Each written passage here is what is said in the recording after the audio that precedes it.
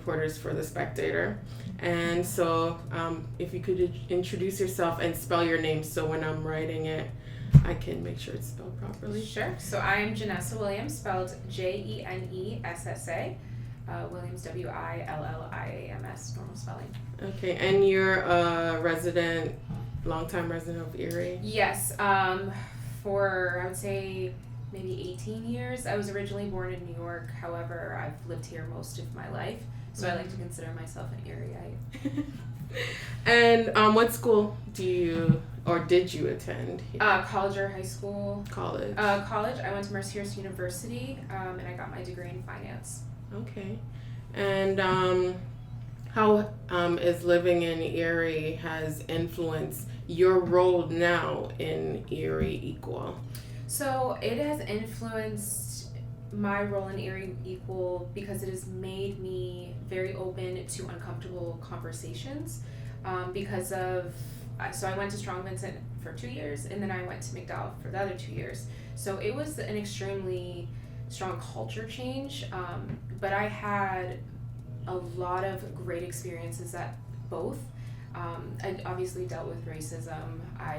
The typical, well, you're the white black girl, you're not like them, you have different hair, your skin's lighter, and I wanted to be accepted so bad that I actually embarrassingly accepted those comments until I got older and realized that it was extremely wrong.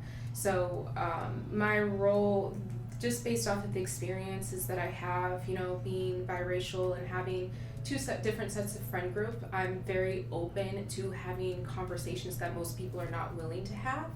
Mm-hmm. A lot of people are saying, they'll scream all lives matter. Well, all lives don't matter until Black Lives Matter. And a lot of people reach out to me and say, well, can you explain that to me? I want to know why you think all lives don't matter. People feel more comfortable with having those weird conversations with me, and I'm more open because of my past experiences. Mm-hmm. So I've been able to change a few people's minds, and I'm really proud of that. Okay, that's good. So how did you come up with Erie Equal? How did you play a role in its starting? So after the peaceful protest went bad that Saturday night, I was enraged. I was so upset, actually broke out into tears, which is a little embarrassing. I just wanted to see it just continue. I mean, I saw so many videos. I unfortunately couldn't make it because of a prior engagement. I had to be at that family event that I was at, so I missed the peaceful protest. But it really started out of anger. Andrey Rosado, he was actually the first person to put it into motion. So the exact same thing. We were thinking the exact same thing, except we just weren't communicating it together. So when I was angry, I immediately reached out to Aaron Kennedy Horton, along with a few other, younger activists in the Erie area. And we need to find a way to get our message and our voice heard in a more positive way. And Andre had the exact same idea. So the next day, he created the Erie Equal Facebook group and had reached out to me hey, because he knows I'm very vocal, very, very vocal. He just reached out to me and said, hey, join this group. I want you to be part of this. Let's do this. And I was like, well, I got a group. What if we come together? And the rest is really history. Now we have this amazing group and we're doing a lot of great things. Yeah, I mean, it just started and then it grew within overnight. Weeks. Yeah, it was crazy. I think a lot of people were just upset about, how the peaceful protest turned violent. I don't even really want to say violent. I just think it was the Black community. They're just tired of their voices being unheard, and how they choose to, show their frustrations is their own right. Mm-hmm. That's just my own personal opinion. However, that's just something that I would never personally do. I would never vandalize or destroy anything. That's just not my personal way of getting my voice across. But yeah, it grew extremely quick. And I think it was just because a lot of people were coming together wanting to do the same things that we were doing. And I think this hidden voice was in people for so long, and they were just really waiting for the moment for it to just come out. So black, white, Asian, regardless, I think everyone was like, you know what, enough is enough. Like, let's make some real changes here. And like, okay, with Black Lives Matter, what is different with this group and Black Lives Matter? So Black Lives Matter is obviously I was going to say national, but at this point it is an international movement. I mean, it is across the globe. However, there are bad, I don't know what the word I'm looking for is, because it's so large, it can be so misrepresented. It's coming out that the donations are actually going to Democratic Republicans, and they're not actually going to Black Lives. So a lot of people are tired of this big movement that we obviously support. We chant during our demonstrations.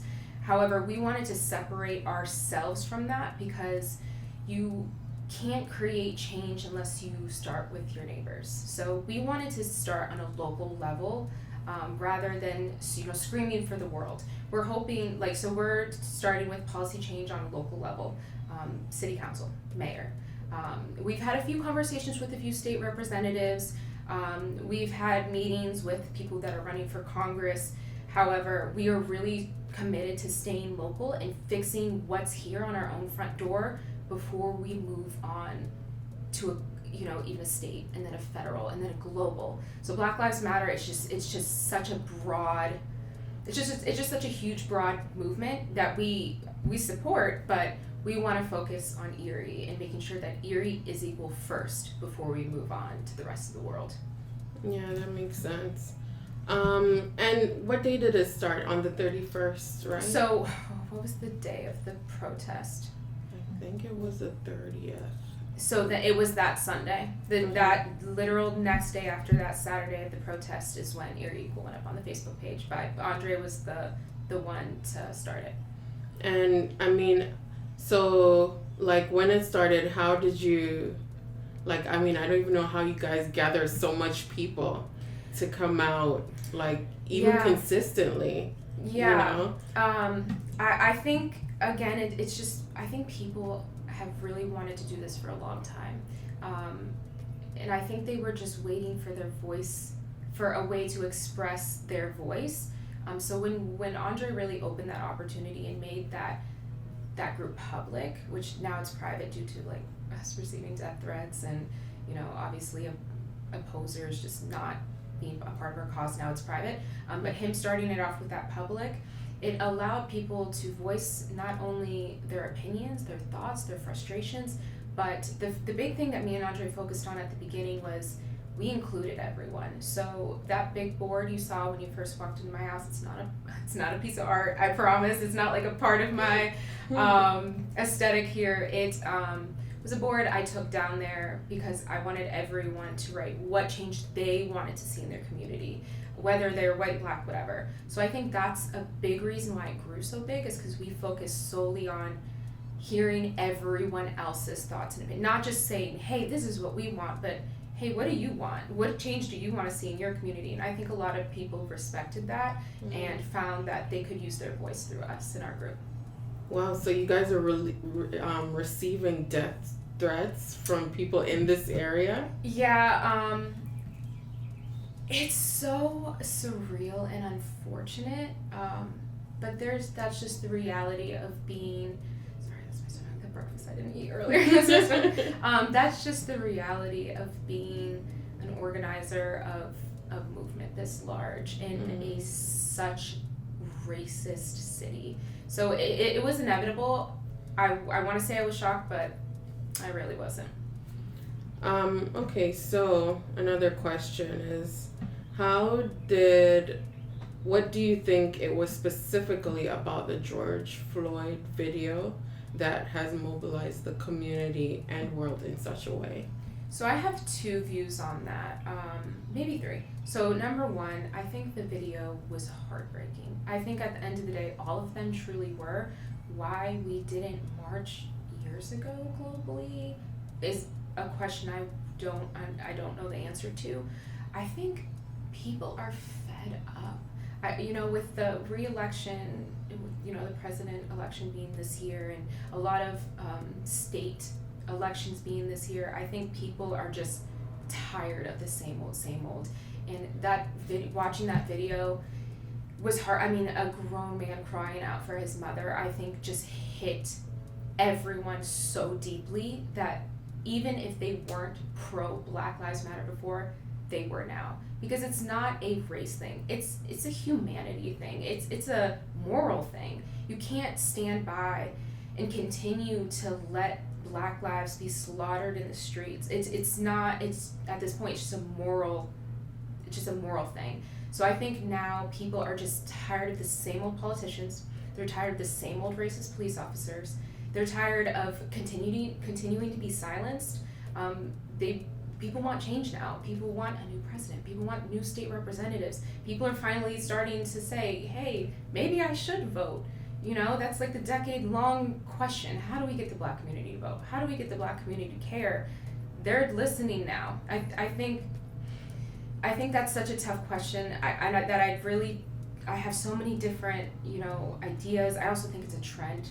I don't mean to target white people individually, but I think, it's on TikTok, it's on social media. It's a cool thing to do to promote Black Lives Matter right now. So the people who might not even be truly headstrong for the cause are still even coming out because it's a trend. It's a huge thing to support right now, which is negative and positive in its own way. But those are kind of my 3 reasons why I think this time was different. Yeah, I agree. What did you specifically feel when you saw the video? So, the truth is, when it first came out, I didn't watch it. And I didn't watch it because I didn't want to see it. And I was sitting here literally at that desk the next morning, and I just thought to myself, how dare you? To me, it felt so wrong to not watch it. I need to feel that pain. It's important for us to watch it and feel that pain. So when I finally sat there and watched it, as a mother, I was just heartbroken. I mean, him crying out for his mother who isn't even on this earth anymore, it hit me so deep. I'm getting married this summer. I'm going to I have a Black child. She's my daughter, but eventually I will have a Black son. I hope I really hope God will grant me a Black son.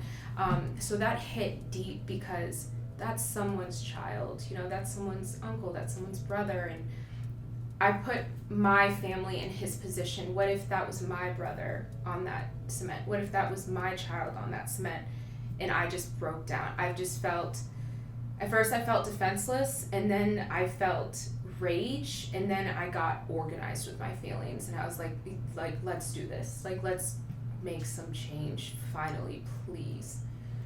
So yeah, that's what I felt. What has been the hardest part about managing or organizing a group that has grown so fast? Learning to be a politician. Which, as of today, I finally put my foot down and said, that's just not something I'm willing to do. Because it's so much sugarcoating. It's so much play nice. It's so much, your connections help you become successful, and you have to have all these connections, and you have to watch what you say, you have to watch what you post, and I'm just not gonna do that. I am unapologetically blackity black. And if they don't like that, if they don't like what I have to say, then whatever. Andre's a little bit more of a politician than I am. I'm his person in the back that's yo, don't forget to be real. For me, it's my family has suffered. I can't remember the last time I had a real meal. The death threats are rough. The constant messaging.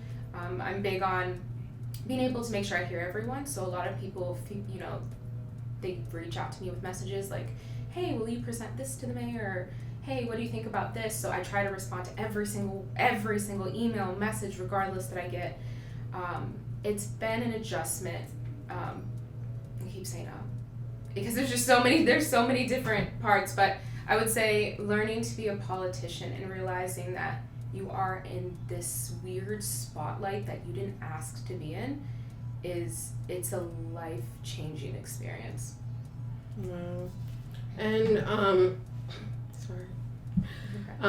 Were you surprised by the community's response when you guys started? In a positive way or a negative way? Positive ones. The positive. No, I wasn't. I like to think, whether that makes me naive or not, I'd like to think that there's more good people in the world than there are bad. So when we got so many positive responses from so many different ethnicities and ages and genders and transgenders, like all of it, I wasn't surprised. I'm glad it happened, but I think there's more good people than there are bad, and I'm glad they decided to come out and support. What about the negative response? Yeah, I wasn't surprised about the positive, and I also wasn't surprised about the negative. There's just always those people in the world. I mean, I've lost family members because of this, who I thought accepted me, but truly over the years they've only looked at me as one of them. The minute I presented myself as black, truly black to the core, their racist intentions truly showed. So that was my first slap in the face. So anything negative that came after that, if it's gonna come from my family, it's gonna come from strangers. So I wasn't surprised at all.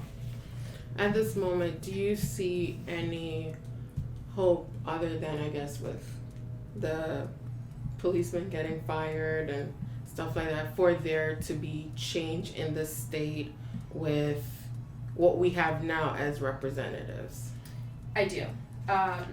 One reason is because me and Andre and Aaron and Kennedy Horton, we're not going to stop. So even when, the trend dies a little bit and it's not the cool thing to scream Black Lives Matter from the rooftops, we're going to still be here screaming Black Lives Matter from the rooftops. So I don't have to depend on anyone else, because I know we're such a strong force that cannot be stopped. We're going to continue to have meetings with the mayors. We're going to continue to write letters to state representatives. If I trust anyone, I trust myself, and I'm not going to stop. So I see change in the near future because of that. Also because, obviously having these meetings with the mayors, I'm kind of in on what change is coming. And I think he's going in the positive direction, so I'm hopeful about that. And also, this movement has opened eyes of the entire world. So more people are getting out to register to vote. More people are paying attention who their elected leaders are, when they never really did pay attention before. So I think that's also a positive thing that points towards change. Can you list some of the accomplishments so far that you have seen with the group coming together? Where should I start? I think the group coming together in the first place is huge. There's just so many people in that group, and they're all throwing out opinions, and that alone has been one of the biggest accomplishments. I've been able to present my vision of a Erie Citizens Review Board. That has been a huge accomplishment for me. Tom Lennox, who is a biracial officer for the Erie Police Department, his job for the next 2 years is to recruit African American officers on the force. I think that's an accomplishment. We're getting body cameras on every officer and every patrol car. That's an accomplishment. We have successfully had a nightly demonstration every single night since Saturday's protest. That is an accomplishment. I think, and that's just only to name a few, and more will be coming, because again, I'm not letting up, so you can count on it. I understand with the mayor, with the meeting you guys first had. Can you explain what your role in what you're trying to accomplish for the community? Yeah, so I gave everyone a specific topic to talk about, just what they were most passionate about. We talked about community outreach programs and, just community agreements. I should say community benefit agreements. I personally presented on the Erie Civilian Review Board. I think that can just cover so many problems in Erie. One, it makes sure that misconduct by police officers doesn't fall through the cracks of the internal revenue anymore. It also makes sure that, officers have a safe place to come and express, hey, I saw this yesterday, can you make sure it's documented? It makes sure that all disciplinary histories are public knowledge. There's just so many benefits. I could go on and on. I have a 4-page list of benefits and how Cleveland and Buffalo and Pittsburgh are doing it. So that's what I personally presented. We talked a lot about voter education. We talked a lot about defunding the police, and I know that's a term that so many people talk about. When we talk about defunding the police, we are not talking about taking away their money. We are talking about redistributing the $6 million increase in budget that they got for 2020 and maybe putting it towards the one high school Erie has. So it's just the $6 million increase in budget. Could you imagine what the city of Erie could do? I'm going off topic. $6 million. That's a lot of money. These kids don't got computers. They don't have updated textbooks. That could just change a lot in Erie. I don't even remember what the question was, but I mostly presented on Erie Civilian Review Board. Okay. What is the biggest issues you want to see addressed, mainly right here in Erie? Voter education at an earlier age in the schools. I want to see a civilian review board up, and I asked by the end of the fiscal year that people are not elected in their seats, but at least it's implemented. I would like to see the ban of knee and chokeholds. I would like to see the body cameras, which I know are coming. I want to see more African American members on the force. However, they are reaching out to African American military members who are already going through their own PTSD and are, trauma from war, and you're bringing someone they're basically trying to militarize the police. So they said, we'll bring more African Americans on the force, but they're coming from the military. Well, I would like to see the police no longer continue to be militarized. I would like to see the unions and the FOP and all the money and power that police unions have. I would like to see some power taken away from that. I would like to see education reform, better textbooks and outreach programs for these kids in the inner city.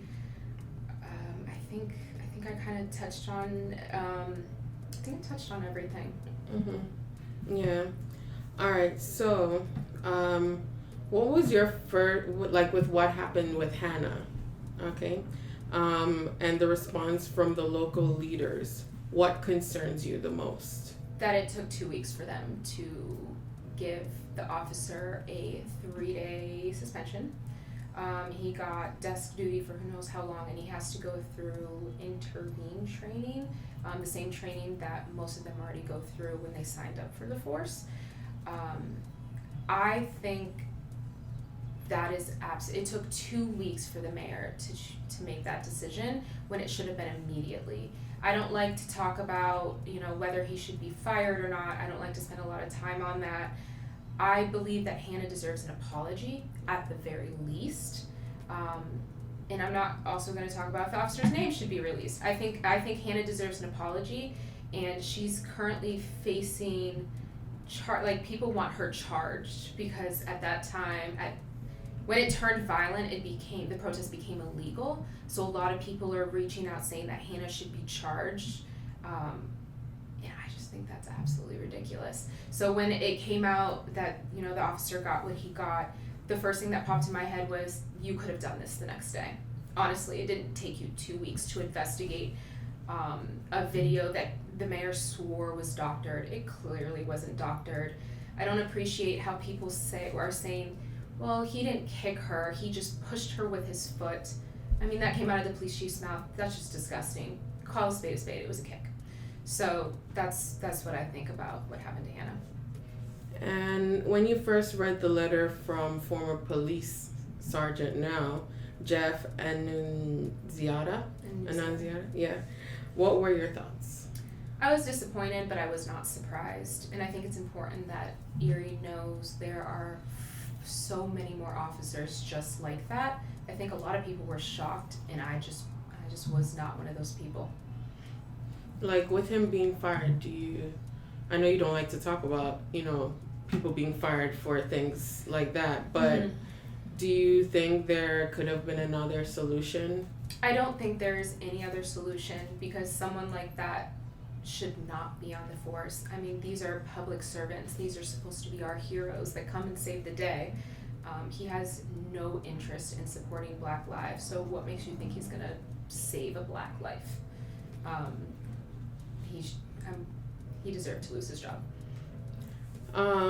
What do you suggest is the best method in dealing with people in the justice system who have the same views as he does? To vote. I think that is really what's most important. If we have a mayor who supports us, if we have state representatives who supports us, city council, a police chief, stuff like this, people like him won't feel above us, above it all. I think voting is truly, truly the answer to making sure people like him are no longer in positions of power. And with the different ear leaders you guys have spoken to, who do you feel is actually listening? Okay, do you mean on like city or do you mean Yeah, like city activists? council, activists, and city official. I think just to name a very few activists, again, myself, Andre, Aaron Horton, Kennedy Horton, Angela McNair, Bishop Rock, Andrey Horton, Andrey Rosado, and then Andrey Horton, Gary Horton. That's just to name a few activists that are shooting for the same goals we are. As far as political, I would say Christy Nivis. She's currently running for Congress. I would say Michael Keyes. He is a council member. I want to say Michael Outlaw, who is the community liaison.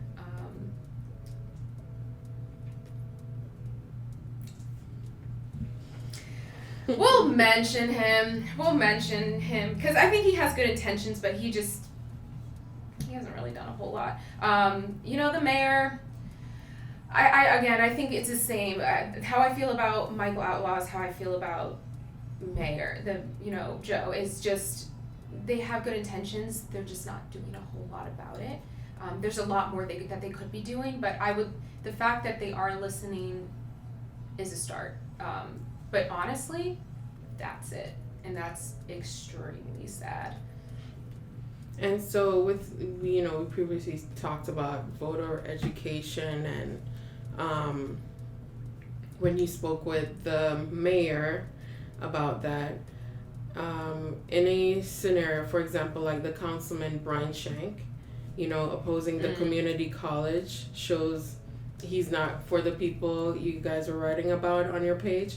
How do we go about getting officials who are for the people and recognizing them? Because as you said, some people are good at saying the nice things, but doing the right thing is different. I think it's just continuing to press voter education and not just voting for your party, but voting for what is right, putting people in positions that are going to do what is right for your community.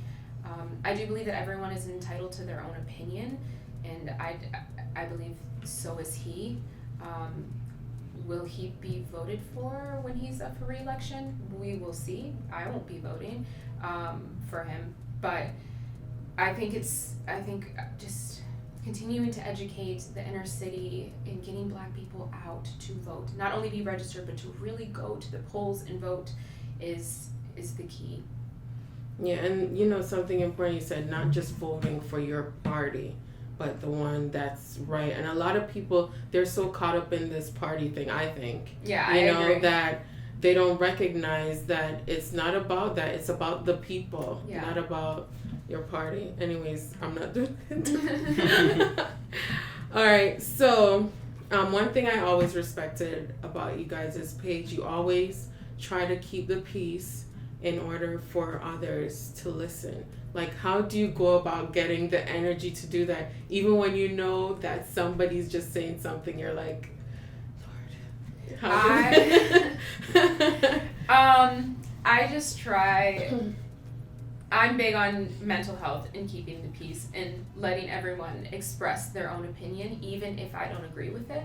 So I will be quick to hop on a negative post and threaten if you guys can't have a constructive conversation, and if you're going to continue to tear each other down and argue, and you can just be removed from this group, because there's no place in Erie Equal for someone that can't have an open conversation. There's no place for arguments, and people that are we have a lot of, there's radicals on both sides. We even have a few radicals in our group that are just so pro Black Lives Matter that they can't listen to other opinions or anything else for that matter. So it's just, if you guys can't do it, then you'll just be removed, because at this point it's a private group, so we have the ability to just remove them. Okay. It's been nearly 18 days since the start of this movement, or like 20 something days. We're definitely in the 20 something. Yeah, we're in the 20s. Yeah. It's been. What are the next steps beyond the nightly kneeling? So I don't want to say, so we just had a meeting about this actually before you came, but I don't want to put it out there. I don't know when this is going to be published, because we want to make sure that Not we have today. Okay, we got it. So we're organizing an event for the inner city regarding just wanting it's an event for minorities. We want to have entertainers and food vendors and commercial vendors and speakers. We just want to create a better community outreach program, which is currently what Michael Outlaw is in charge of, and nothing is happening. So it's basically just like one big barbecue for every minority, not just Black, any brown, Muslim, Haitian, Jamaican, Hispanic, Black, whatever you are, come out, have your voices heard, eat some good food, listen to some good music, and have open conversations about how we can better this city. So that's one thing we're working on. We are also doing a chalk mural, where I don't know if you've seen it in other cities, but we're going to do that. And then we have continued meetings with city officials that we're just going to continue to push our narrative and things that we want to change. So that's what we have coming up. And I know you guys have a meeting with the mayor tonight. We do, yeah. 5:30. Yeah. What are you, I know I'm not going to publish this yet, but what are you hoping to accomplish with speaking with him tonight? I'm hoping to receive a few updates. We've already made our demands. So at this point, it's kind of like, okay, this city has spoken, because it's not just us. Again, we reached out to thousands of people. What do you want to see change in your community? So we've already set our demands. Now we're waiting for him to say, okay, this is what I'm doing to enact A, B, and C. So I'm hoping that this meeting is going to be that. We don't plan on doing much of the talking. We're having him do much of the talking. Okay. All right. Well, that's all I have for you right now. Thank you. No problem. So, can you state your name? Yes, my name is Andrey Rosado, Andrey. Last name Rosado, Rosado. And did you grow up in Erie? I did. I grew up in Erie just about all my life. In freshman year, I moved out of Erie to Connecticut, where I went to high school and finished up. And then I just moved back here in November. Okay. So did you do university or? No, so no college for me. Oh, okay. Oh, wow. And how has living in Erie influenced your beliefs and activism aspirations? I feel like on a personal level, I've always been kind of interested in, the activist community and seeing all the different leaders and stuff like that, people who have stepped up to really create a change in all different types of communities. So I was always impressed with that, I guess you could say. I always aspired to be like one of those great men, the many great men that we've had. I'm not going to start listing off examples. Everybody knows who I'm talking about.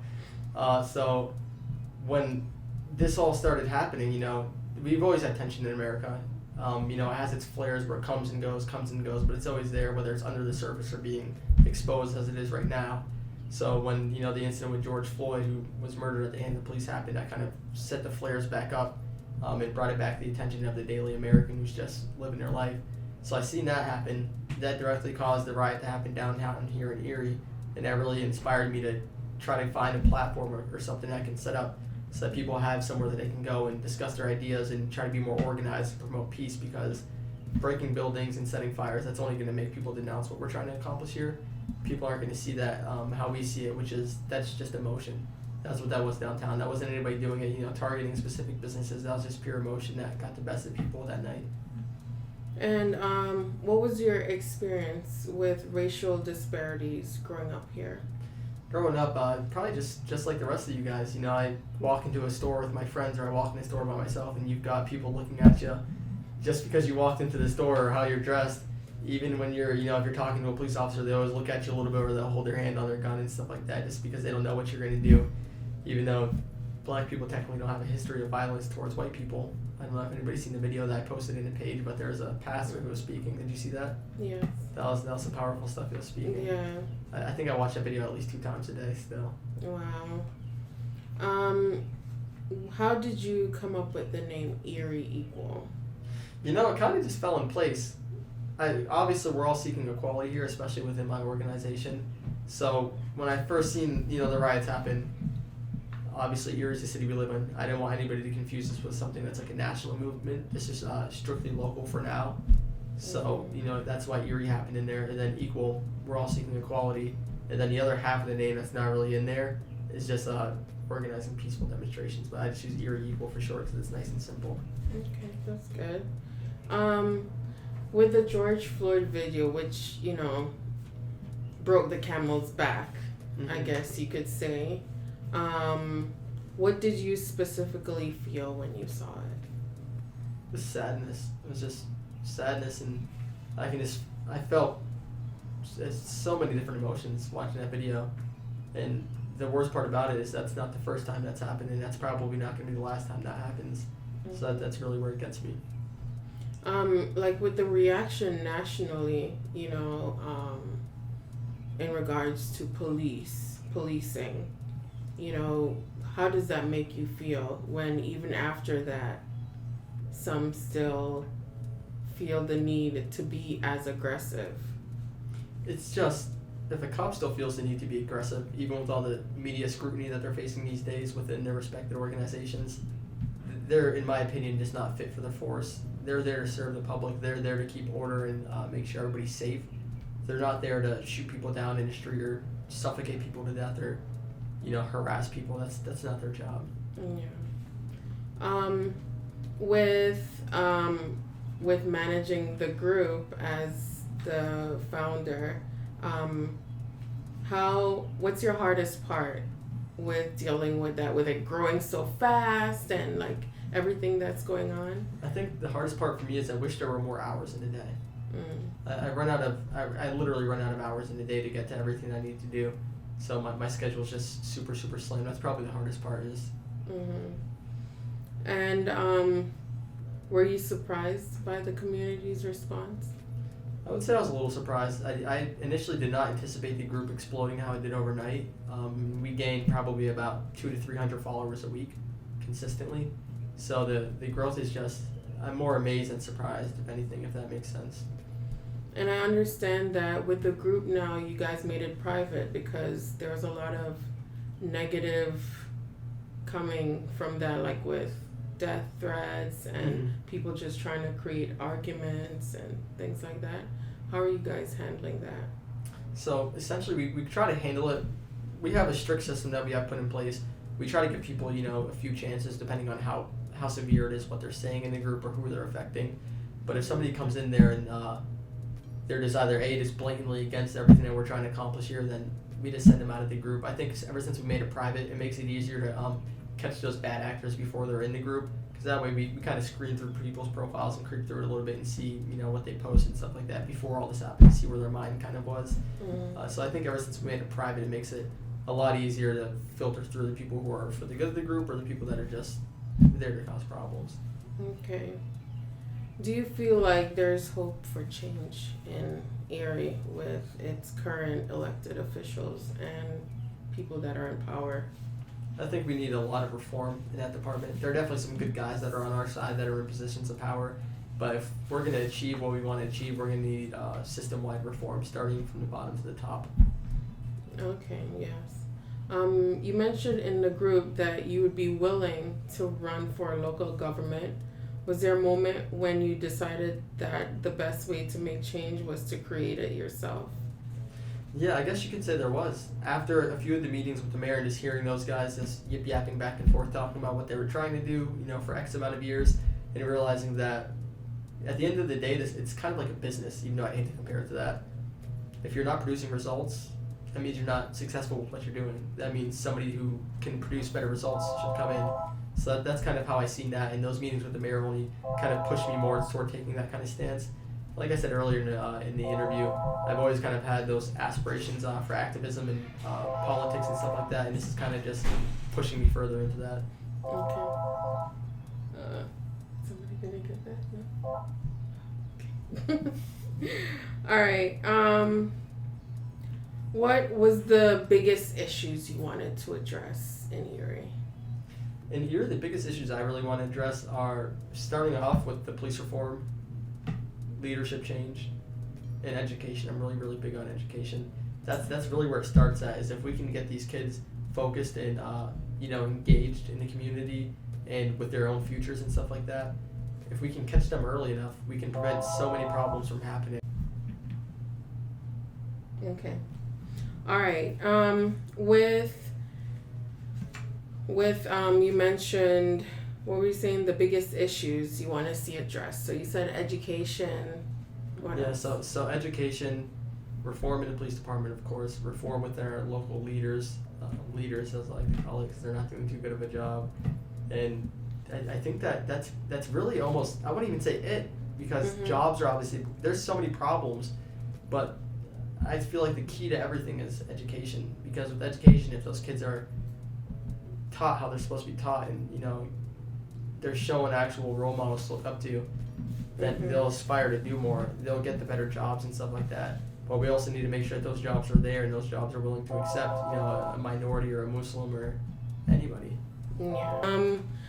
How is it working with the Horton brothers and everybody else? How's it been? I think we've built a really strong team just because we all come from we all have our own little niche that we're really, really good at. Me, I'm really good at public speaking, gathering everybody, keeping things peaceful and stuff like that. The Hortons obviously have a lot of good family connections and connections in the inner city. Jenessa is very good Jenessa does a little bit of everything, honestly. She's got the connections, she's good at talking, she's good at making people listen. So I think that just, the group of us, I refer to them as my inner circle because they're the people I confide in the most out of everybody. I think that we got a real solid foundation here. Okay, and so with running for city council, hopefully soon, what are you hoping to accomplish? I want to inspire kids.